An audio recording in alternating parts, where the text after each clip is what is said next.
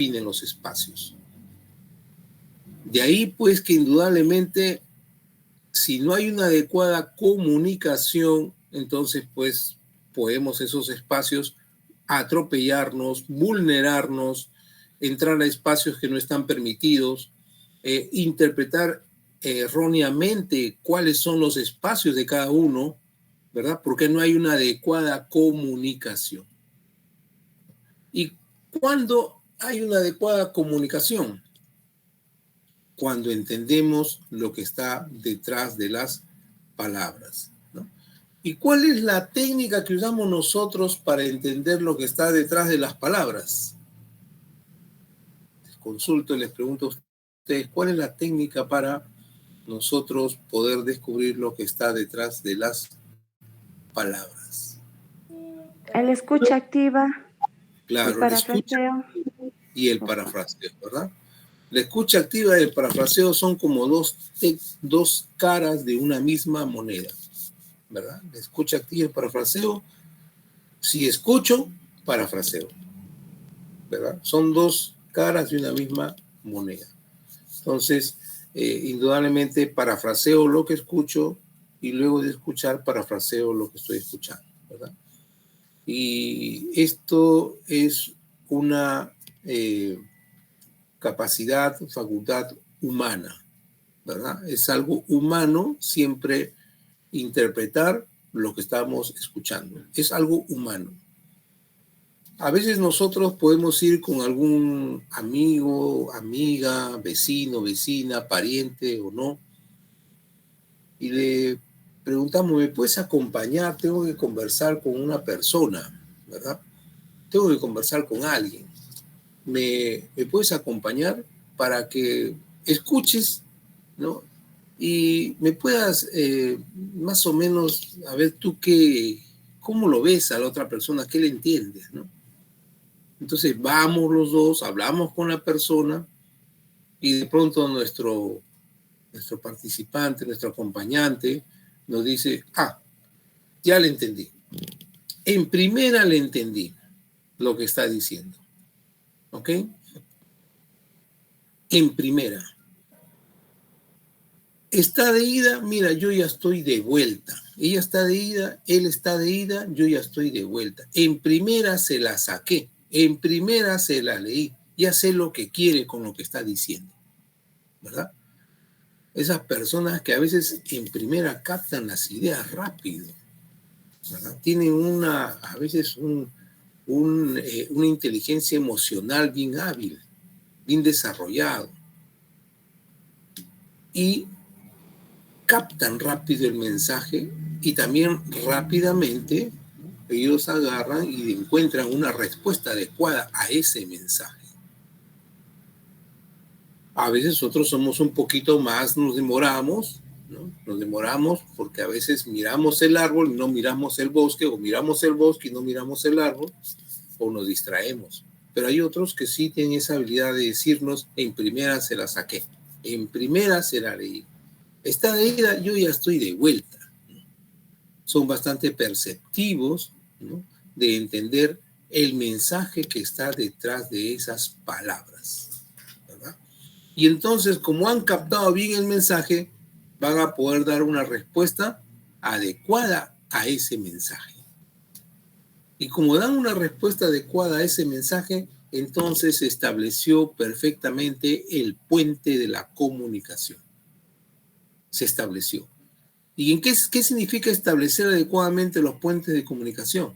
No significa aceptación de la relación, tampoco significa rechazo de la relación. Establecer adecuadamente los puentes de comunicación significa tener claro cuáles son nuestros espacios, cuál es mi espacio y cuál es el espacio del otro. En eso consiste, pues, tener clara la comunicación. En eso consiste establecer una adecuada relación de comunicación. Es definir los espacios. Entonces, es indudablemente que ahorita lo que está pasando en nuestro país es que no hay, pues, adecuada comunicación. No se está definiendo los espacios. ¿verdad? No se está reconociendo, ni definiendo, ni entendiendo cuáles son nuestros espacios. Hay algo que está pasando, ¿no? Todo, no sé si ustedes se habrán dado cuenta, pero ahorita acaba de hablar nuestra presidenta, vicepresidenta, ahora presidenta, diciendo, tenemos que dialogar. Todo el mundo reclama dialogar. No sé si ustedes habrán observado, tenemos que dialogar. Yo recuerdo bastante también la expresidenta de la mesa directiva del Congreso, la señora Mari Carmen, ¿no? Mari Carmen. Ella también decía, tenemos que dialogar. Sí, pues, todo el mundo quiere dialogar. Es una necesidad que nos comuniquemos, pero no que nos comuniquemos entrecortadamente, no que nos comuniquemos sin definir los espacios. Tenemos que definir los espacios. Es indudable que es importante, pues, la comunicación para todos. Vamos a poner un cortito sobre la importancia, ¿ok?, de la comunicación en nuestra sociedad, ¿ok?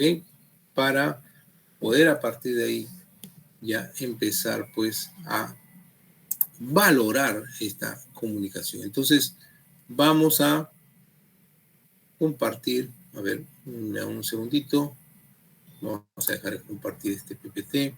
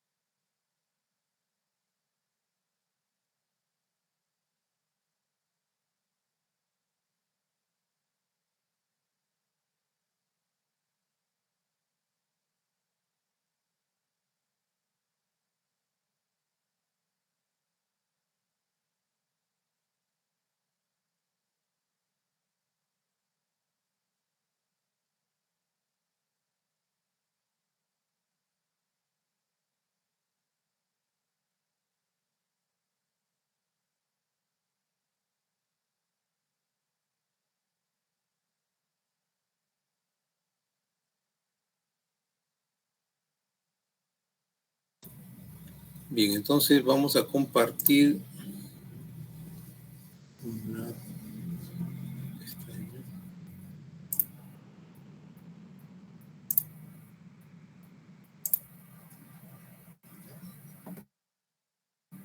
Me van a confirmar si es que se escucha adecuadamente. ¿Ya? Vamos a ver. La pregunta que vamos a responder a este video es ¿cuál es entonces la herramienta para poder de alguna manera entender, ¿no?, este tema tan importante como es la discriminación, ¿no?, de las culturas, de la diversidad, ¿no? Es decir, no reconocer la diversidad cultural en nuestro país es un conflicto, es un problema. ¿Qué requerimos para poder nosotros precisamente empezar a resolver esta discriminación a la diversidad cultural, o sea, no reconocer la diversidad cultural? Bueno, Tubino es un filósofo que nos responde diciéndonos la herramienta para resolver es la interculturalidad, o sea, el enfoque intercultural, reconocer que sí somos diversos, ¿Ok? Entonces, contra la discriminación cultural, contra la falta de reconocimiento de la diversidad cultural, tenemos la herramienta de la interculturalidad, que es el enfoque por el cual reconocemos precisamente que provenimos de diversas culturas y que nuestro país tiene esa gran riqueza de diversidad cultural. Reconocer que esa diversidad cultural no debe ser algo que nos divida, al contrario, debe ser algo que nos enriquece. Y yo creo que muchos disfrutamos de nuestra diversidad cultural cuando viajamos, ¿verdad? Cuando viajamos fuera a Amazonas, a Tarapoto, a Selva Central, al Cusco, luego viajamos al norte o al sur, a Piura o a Tacna, y vemos la maravilla y la riqueza cultural, ¿verdad? Pero ¿en qué consiste la interculturalidad? Y nos da de alguna manera la clave de lo que consiste la interculturalidad, y de repente ahí van a encontrar la importancia, pues, de esta herramienta, que no es otra forma que una, podríamos decir, manifestación. La interculturalidad no es otra cosa que la manifestación social de una herramienta que nosotros utilizamos en conciliación. ¿Ok? La pregunta es esa. La interculturalidad no es otra forma que la expresión de una técnica. ¿Cuál técnica? Pues ahora ustedes lo van a poder encontrar en este video. Entonces vamos a compartirlo para que ustedes puedan escuchar. Mi nombre es Fidel Tubino, yo estudié filosofía. Bueno, el tema de la clase de hoy es muy simple. Perú es un país en el que hay una gran diversidad cultural y lingüística. ¿Me confirman si se escucha el cortito? Sí se escucha, doctor. Sí, doctor. Ya, entonces vamos a poner en pantalla completa. Mi nombre es Fidel Tubino, yo estudié filosofía. Bueno, el tema de la clase de hoy es muy simple. El Perú es un país en el que hay una gran diversidad cultural y lingüística que normalmente nosotros, los que vivimos en las ciudades, ignoramos completamente. De eso vamos a hablar y de los problemas que se generan por esa ignorancia.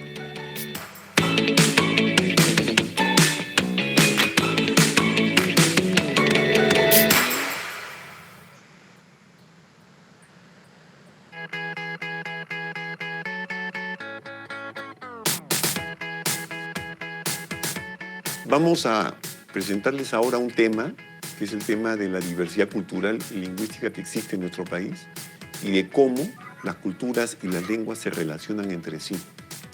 Para eso hemos hecho nosotros un experimento. Hemos entrevistado a un grupo de estudiantes de la universidad y ellos nos han dado una serie de respuestas que me voy a permitir analizar brevemente.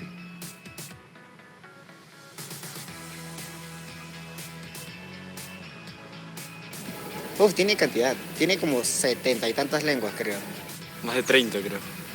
Oficiales como 20 y tantos, creo.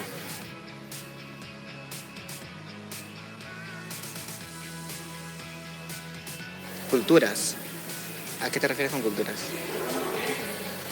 Por ahí, me imagino. Por ahí, más o menos 20 y tantos, no sé.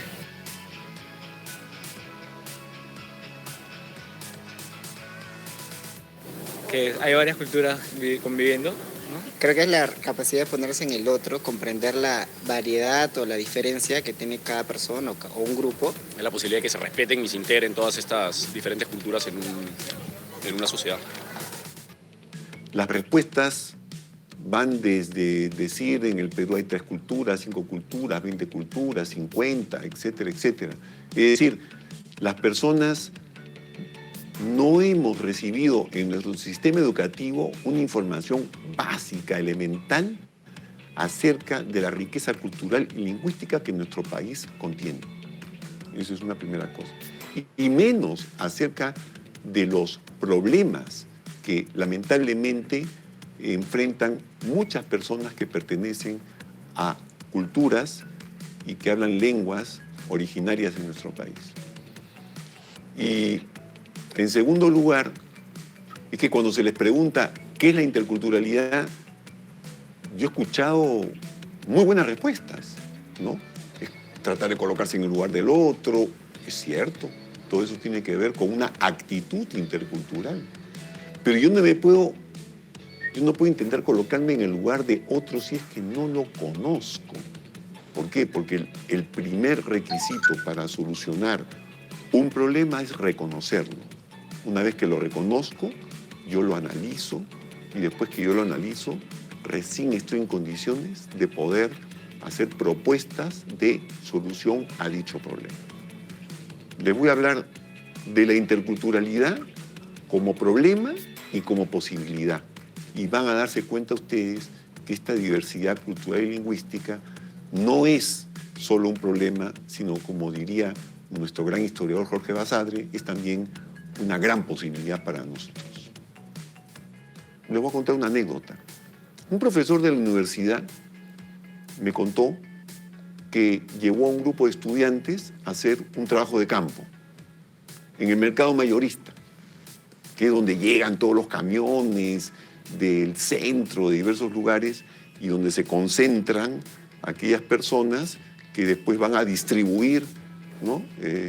Las papas, los camotes, los vegetales que llegan a la ciudad, a los diferentes mercados más pequeños, etcétera, etcétera, donde estamos nosotros. Llegó un grupo de estudiantes como a las 4 de la mañana, la gente ya estaba trabajando, ¿no? Pero en ese momento la mayoría hablaba en quechua. Entonces estos estudiantes no podían hacer sus entrevistas porque ellos no entendían el quechua. Conforme empezó a aclarar el día, ¿no?, el ambiente se fue transformando. La radio ya no transmitía programas en quechua. Empezaban las emisoras nacionales. El Perú se transformó en un país castellano hablante de un momento a otro. Y las personas, conforme se iba transformando el país, conforme iba amaneciendo, todos empezaron a hablar castellano. Entonces yo por eso les quería decir que en el Perú existe algo así como una cultura diurna, pero hay muchas culturas, entre comillas, nocturnas. Una cultura que tiene funciones públicas, una cultura que se usa en la administración de justicia, en la administración de la salud pública, en la administración de la educación, por ejemplo, pero una diversidad de lenguas y de culturas que existen, pero simplemente no se las toma en cuenta, como si no existieran. Están completamente como invisibilizadas. Es decir, la diversidad cultural y lingüística del Perú es una diversidad problemática porque hay jerarquías injustas entre las personas que de alguna manera pertenecen por sus rasgos, por su manera de hablar, a una determinada cultura subalternizada y aquellos que pertenecen a una cultura más bien hegemónica. Frente a este problema, en el país se están intentando una serie de respuestas. Y yo creo que en los últimos años han habido avances importantes. Han habido retrocesos, como siempre, pero hay avances importantes. Por ejemplo, en el sector educación. En educación hay dos sistemas, entre otros, que son bastante claros. Una cosa es la educación básica, regular, que es la educación que se imparte en castellano a todos los peruanos por igual. Y otra, hay un área que se llama la educación intercultural bilingüe. La educación intercultural bilingüe es una modalidad que se practica básicamente en las zonas rurales andinas y amazónicas, con población indígena, aunque en escalas muy reducidas para la dimensión de la población indígena que existe. ¿Por qué se hace educación bilingüe en estas zonas? Cuando se hace, ¿no? Porque lógicamente un niño o una niña que habla y entiende quechua, a esa persona yo no puedo exigirle que lea y escriba en una lengua que no entiende y habla. Entonces, primero se le tiene que dar la lectoescritura en la lengua que entiende y habla, y cuando ya le van dando el castellano oral, y ya entiende y habla castellano, tú le puedes dar el castellano escrito y la lectura en castellano. Hay todo un camino que se recorre en la educación bilingüe cuando la persona no tiene como lengua materna, en este caso, la lengua franca del país, que en nuestro caso es el español. Pero ¿qué cosa es lo que se suele hacer en el Perú? Lo que se suele hacer es todo lo contrario. Yo recuerdo mucho un caso que me fue narrado por un profesor cuando él era niño. En la escuela donde él estaba, les habían prohibido a todos los niños y a todas las niñas hablar en quechua. Y en eso un día lo descubrieron hablando quechua. ¿Qué cosa es lo que hizo el profesor? Cogió una quijada de burro, se la pusieron acá en la boca y lo dejaron ahí toda la mañana para que sea la burla de todos. Es decir, esta persona después de 50 años se seguía recordando esa experiencia y cuando la revivía sentía la humillación y el enojo que había sentido posiblemente o que no se permitió sentir cuando fue niño. Prohibir que una persona se exprese en su lengua materna es una manera de enseñarle o de decirle, mira, tu origen no vale nada, eres como un burro, ¿no? Aquí olvídate de eso. La lengua que habla tu papá, que habla tu mamá, que hablan tus hermanos, todo eso es basura. Ese es el mensaje que le está dando ese profesor. Y ese es el mensaje que se da en muchas de nuestras escuelas. Por eso muchas personas cuando vienen a Lima y les preguntan, ¿hablas quechua? Te va a decir, no, yo no sé nada. Y posiblemente cuando el día domingo va al club, al club, digamos, departamental, ahí donde todos hablan la lengua, él se pone a hablar, ¿no? Entonces tú te ocultas en determinados momentos para no ser estigmatizado y en esos espacios donde el expresarte no es menospreciado, lo puedes hacer. Bueno, frente a ese tema es que en el Perú se han empezado a desarrollar programas de educación bilingüe intercultural. Y eso yo creo que es algo importante que está sucediendo en el sector de educación. ¿Falta mucho por recorrer? Falta, pero ya es un camino andado. En el campo de la salud se está trabajando en lo que se llama salud intercultural, ¿no? ¿Qué cosa es lo que se ha hecho, por ejemplo, en este campo? Es algo muy importante. Las mujeres cuando van a dar a luz en la zona andina, la costumbre que se tiene es muy distinta a la que se tiene en la costa. Lo que estuvo pasando un buen tiempo era que muchas mujeres campesinas no iban a los hospitales.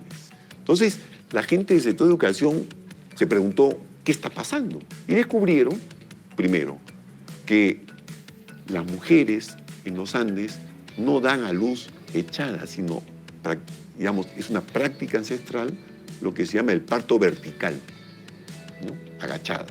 Y por otro lado, no dan a luz completamente desnudas, tampoco, ni menos, y siempre acompañadas del marido, del familiar, etcétera, etcétera. Entonces se les ocurrió hacer a ellos lo que se llama las casas de espera. En estas casas de espera se acondicionaba la casa como un lugar mucho más acogedor para la persona y las mujeres podían ir a dar a luz según la práctica tradicional, es decir, de manera vertical, no completamente desnuda, con una luz blanca, como es en el hospital, sola, sino con su esposo, ¿no? Pero al mismo tiempo, a la hora de cortarle el cordón umbilical, ya no se le cortaba con una piedra, sino con un instrumento esterilizado, etcétera, etcétera, para evitar infecciones, ¿no? Porque la medicina occidental también tiene muchas cosas importantísimas que ofrecer, pero la medicina tradicional también. Entonces, lo que han logrado hacer en el campo de la salud es hacer una especie como de fusión, ¿no? Entre medicina tradicional y medicina occidental o medicina aleopática, se dice en otras palabras. De manera que los índices de mortalidad infantil han disminuido o empezaron a disminuir. Eso fue lo que se intenta en el sector salud. Entonces, por ahora, yo les puedo decir, hay pequeños avances en estos campos, no llegan a ser avances troncales, no llegan a ser avances significativos, hay resistencias, se piensa de que es mejor muchas veces ocultar la diversidad porque si no podemos fragmentarnos como si no estuviéramos fragmentados en el país ya, ¿no? Yo creo que por eso hay que ver las cosas, analizarlas y tratar de ir construyendo estas alternativas. Bueno, con esto terminamos esta presentación de esta temática. Espero que les haya motivado a interesarse en conocer un poco más acerca de esto. Pueden encontrar ustedes información, tanto visual como artículos de opinión y artículos también académicos sobre estos temas en el portal RIDEI, Red Internacional de Estudios Interculturales, ¿no? Y los invito también a que ustedes visiten las otras clases de aula abierta que están en la página web de Estudios Generales Letras. Bueno, eso es todo. Muchas gracias.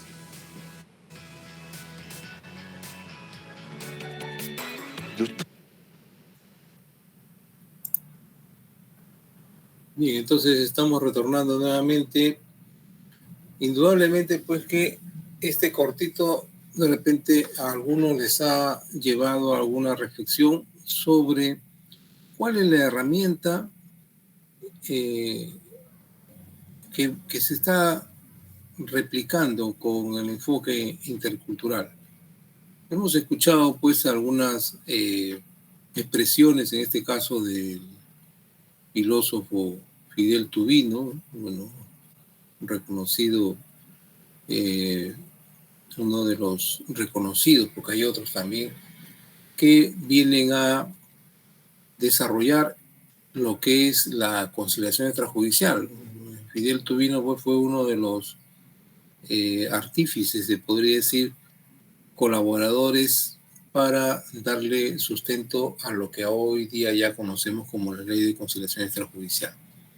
Es una fuente inspiradora de las técnicas de la conciliación extrajudicial. Estamos hablando de los años 98, ¿no? Más o menos de esa época. En este caso, entonces, ¿cuál sería la herramienta? Creo que alguien lo mencionó, ¿verdad? Alguien lo mencionó hace unos minutos. ¿Cuál sería, pues, la herramienta que nos ayudaría, pues, a dar ese reconocimiento, esa revaloración? ¿Cuál sería esa herramienta?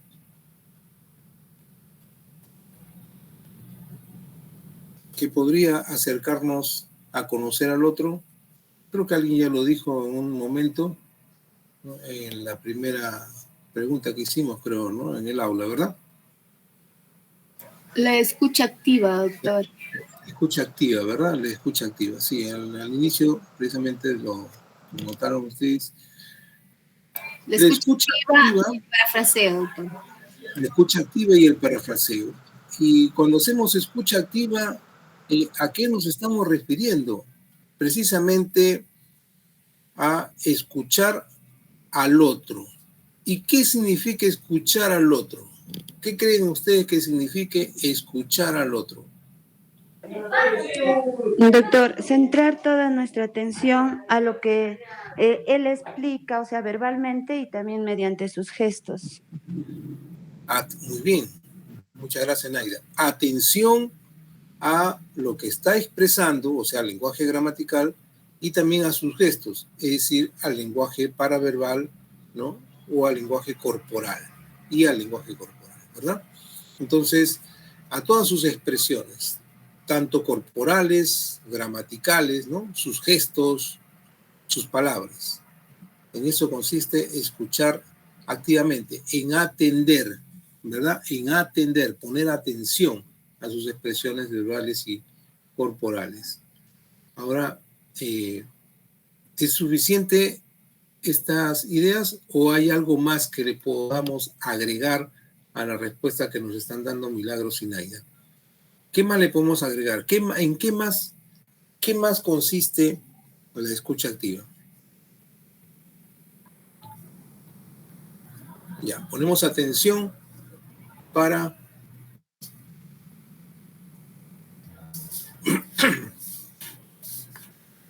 ¿qué más le podemos agregar? La escucha activa consiste en poner atención al lenguaje gramatical, a la expresión verbal, a la expresión corporal. ¿Qué más le podemos agregar a la escucha activa? A ver, ¿alguna idea más?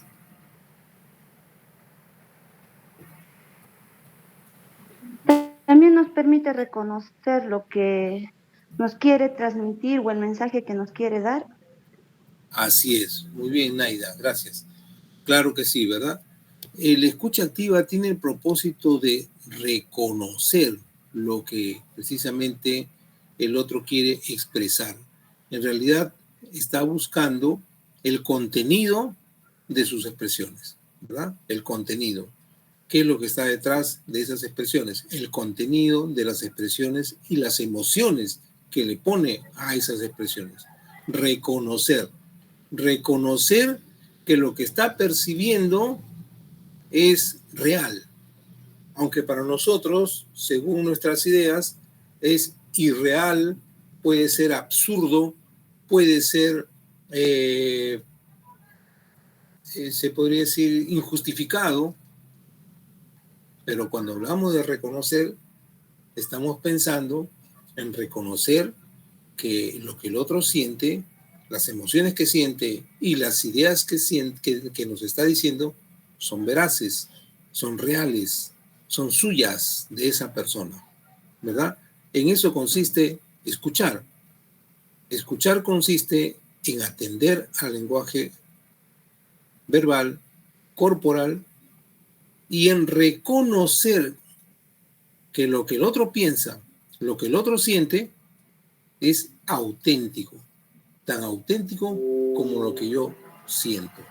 Entonces, en eso consiste la escucha activa, reconocer la autenticidad de sus gestos, de sus verbos, en reconocer la autenticidad, la realidad de lo que siente.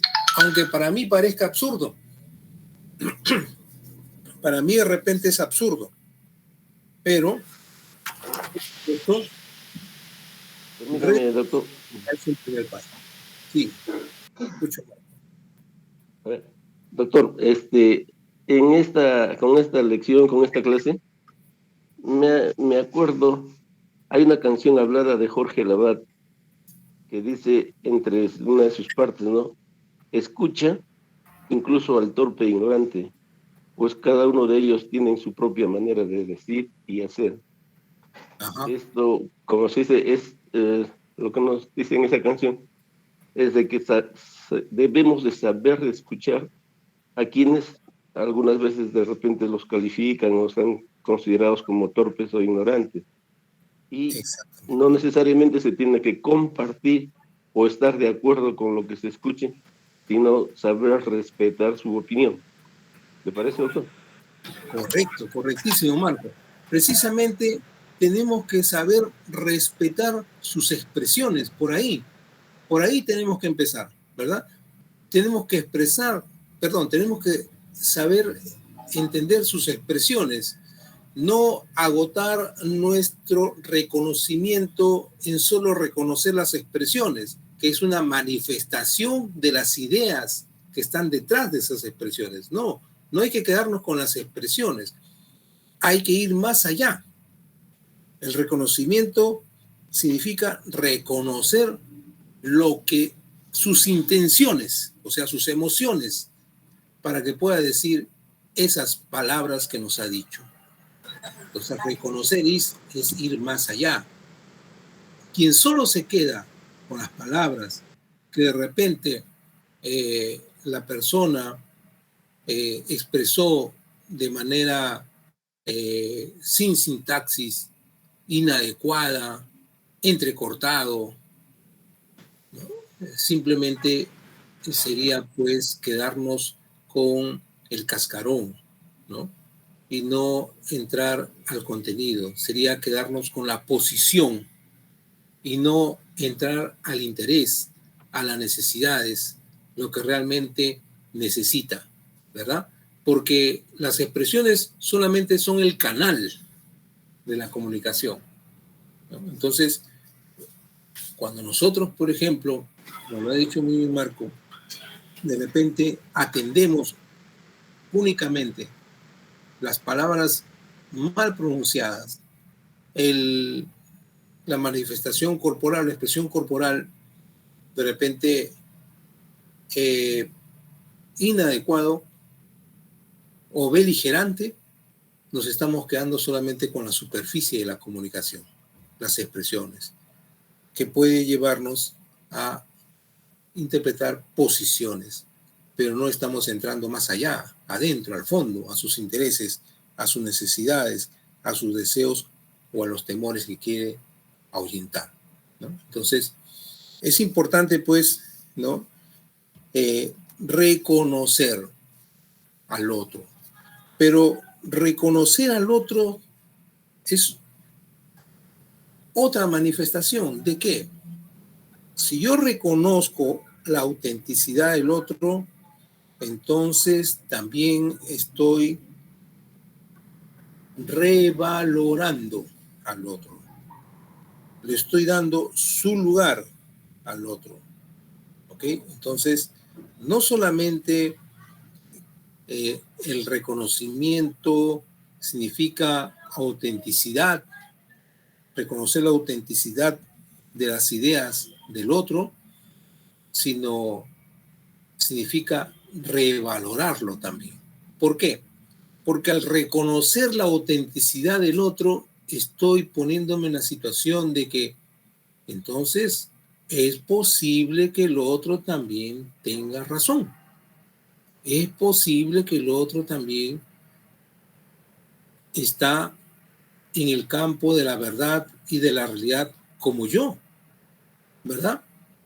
Y eso significa revalorar a la otra persona. Entonces, reconocer es también revalorar.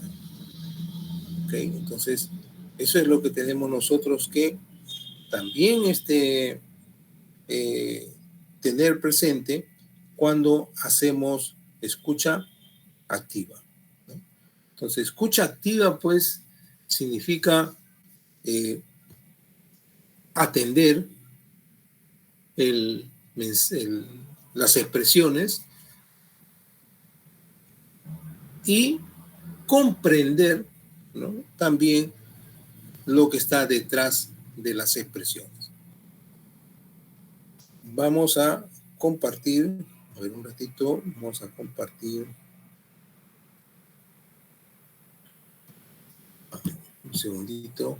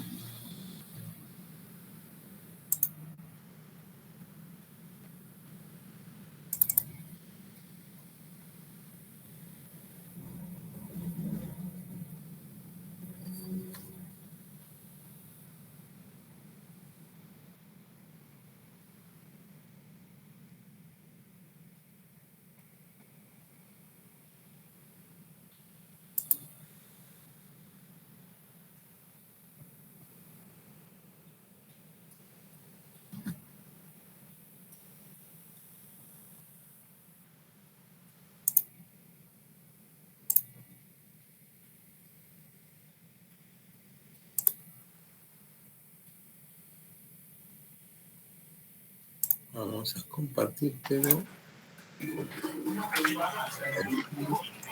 no. Carlos, hoy 10:10. El Ernesto tiene cita, creo. El audio, por favor.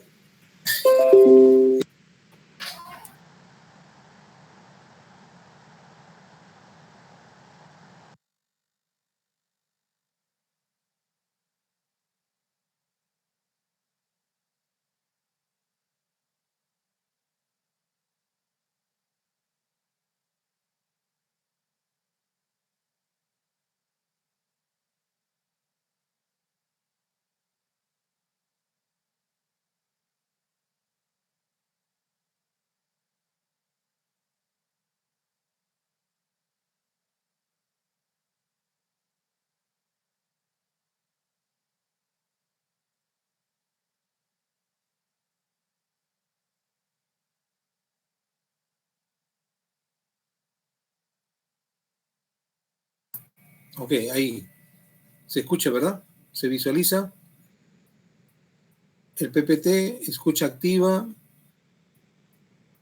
Sí, ¿no? Sí, doctor. Ok, entonces, acá nosotros estamos haciendo, a raíz de estas ideas, estamos haciendo un resumen de lo que nosotros utilizamos durante la conciliación, que es la escucha activa. Escucha activa y parafraseo. Vamos a ver.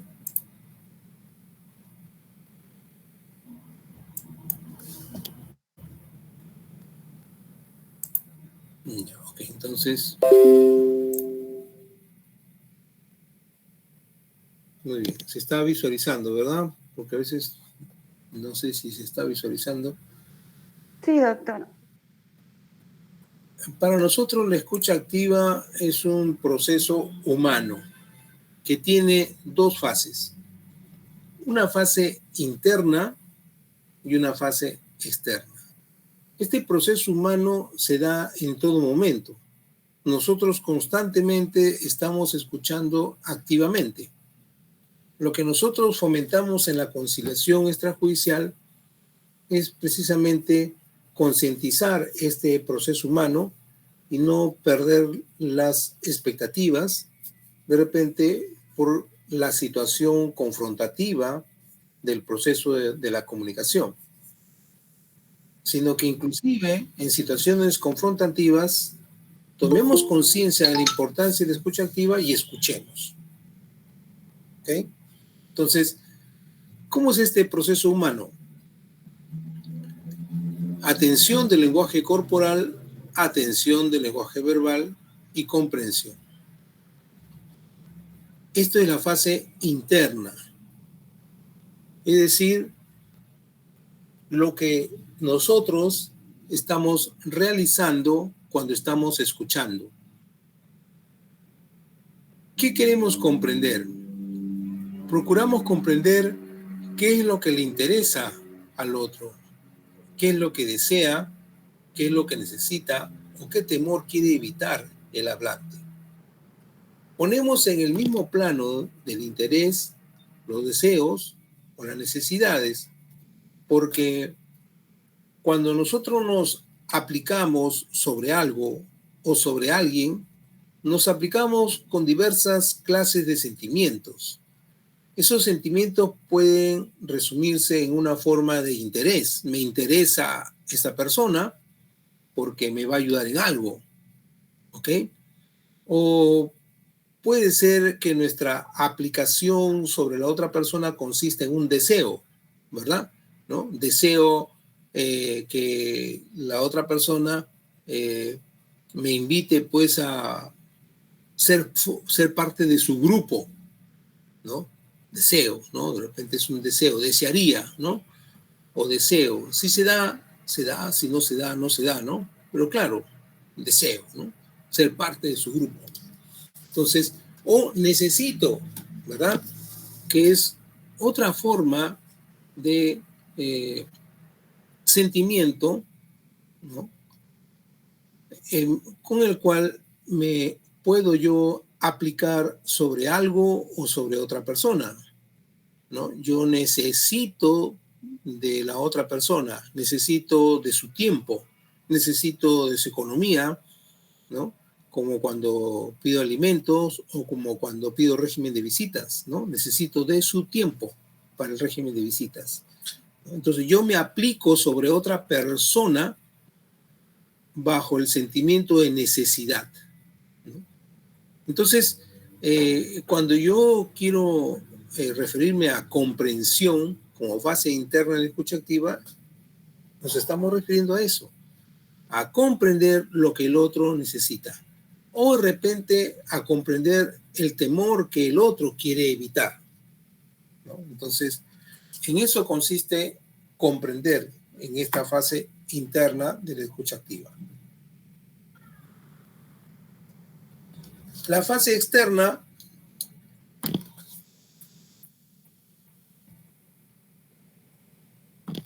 En la fase externa, muchas veces podemos de repente replicar lo que dice el hablante.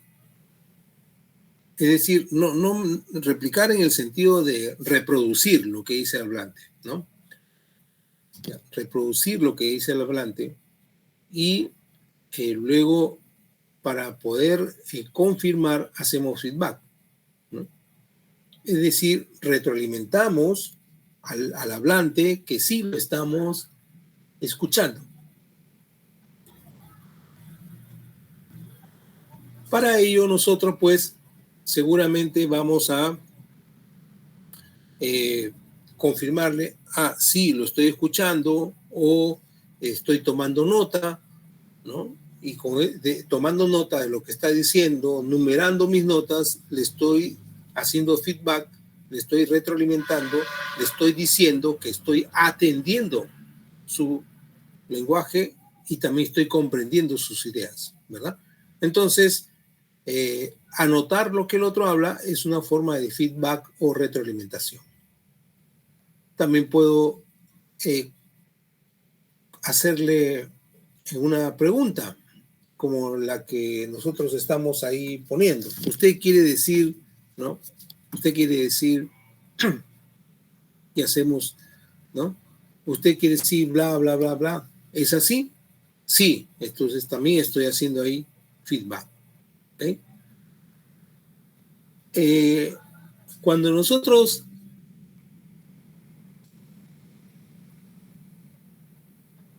hacemos feedback o retroalimentación mediante esta frase, usted quiere decir, en la parte de en medio decimos que recogemos los hechos. Esa es la técnica de reflejo de hechos, es decir, reproducimos los hechos que nos están informando, pero también reproducimos los sentimientos, es decir, la forma como el hablante se aplica sobre esos hechos, ¿verdad? Las emociones, a eso nos referimos, emociones o sentimientos. O sea, hacemos reflejo de hechos y hacemos reflejo de sentimientos. Es decir, hacemos un resumen de los hechos que nos está contando y hacemos también un resumen de los sentimientos que nos está contando. Los sentimientos con los cuales el hablante se relaciona con los hechos, ¿verdad? Entonces,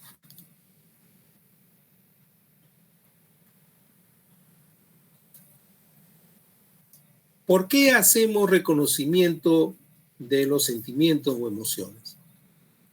Porque las personas ante un mismo hecho se vinculan con diversos sentimientos. No todos se vinculan con el mismo sentimiento frente a un mismo hecho. Y cuando uno reconoce los sentimientos, de alguna manera estamos acercándonos más a comprender lo que realmente le interesa, necesita ese hablante. Entonces, por ejemplo, una persona se resbala y cae por las escaleras, ¿no? Y patina sobre el piso y cae sobre las escaleras y se desliza un gran número de gradas, ¿no? Y se desliza hasta abajo, ¿no? Desde el segundo piso hasta el primer piso, así, ¿no? Se deslizó de frente. De repente, las chicas que estaban ahí cerca se pusieron a reírse porque les causó mucha gracia la forma como se cayó este transeúnte. Pero de repente, para otras personas, al observar que se resbaló este señor, este joven, se asustaron y corrieron a pedir auxilio. Entonces, es un solo hecho. El hecho es uno solo, que un joven patinó y se deslizó toda la escalera. Ese mismo hecho es connotado por estas chicas con risas, ¿no? le motivó las emociones de risas y para otros le motivó más bien angustia. Entonces, ante un mismo hecho, hay dos emociones diferentes. Para uno angustia, para otro risas, ¿verdad? Entonces, ahí vemos cómo las emociones son propias de la persona. El hecho sí es para todos, pero las emociones vienen a singularizar el hecho. Vienen a responder a la pregunta ¿cómo es que el hablante connota el hecho? Lo connota con una emoción de risa, de alegría. La otra persona connota ese hecho con una situación de angustia, con un sentimiento de angustia. Entonces, cada persona le pone emociones a un mismo hecho. Y cuando nosotros hacemos un reflejo de los hechos, un resumen de los hechos y un resumen de los sentimientos, nos estamos, por supuesto, acercando a individualizar más al hablante. Es decir, a acercarnos, a aproximarnos lo más cerca posible a sus necesidades, a sus intereses, a sus temores. ¿Okay? Entonces, por eso es que la escucha activa implica, pues, atender, ¿no?, a comprender el interés. Y eso lo vamos a ver nosotros en el parafraseo. Ahí vamos a poder nosotros reflejar, ¿no?, precisamente ese interés.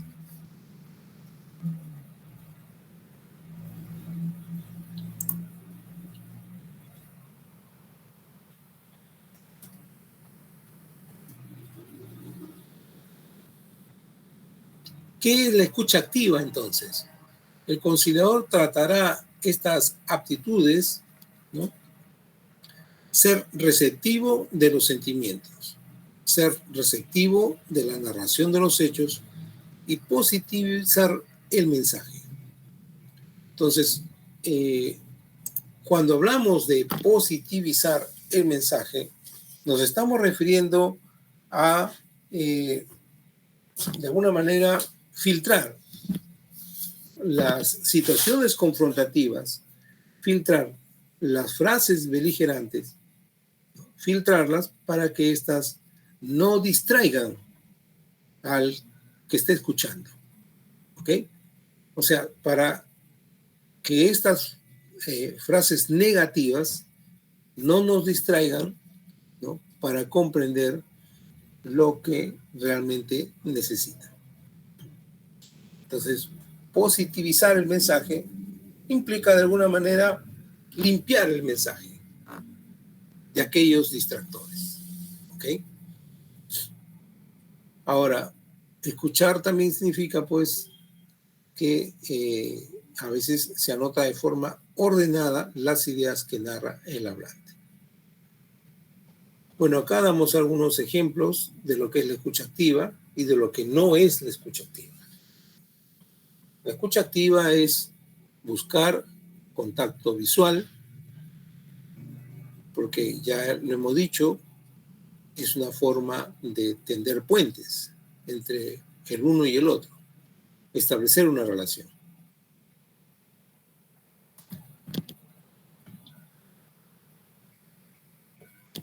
Es importante el contacto visual porque de no hacerlo estaríamos en esa situación como los viajantes de un micro, ¿no?, donde viajan sostenidos del mismo pasamano, pero a pesar que están a 30 centímetros de distancia, no se miran, porque saben que si se miran es establecer una comunicación con alguien con quien no conoces, ¿verdad? Esa es la importancia del contacto visual. Por eso, dada esa importancia del contacto visual, la escucha activa implica precisamente ese contacto visual, es decir, mirar a la persona hablante. Escucha activa significa, pues, reconocer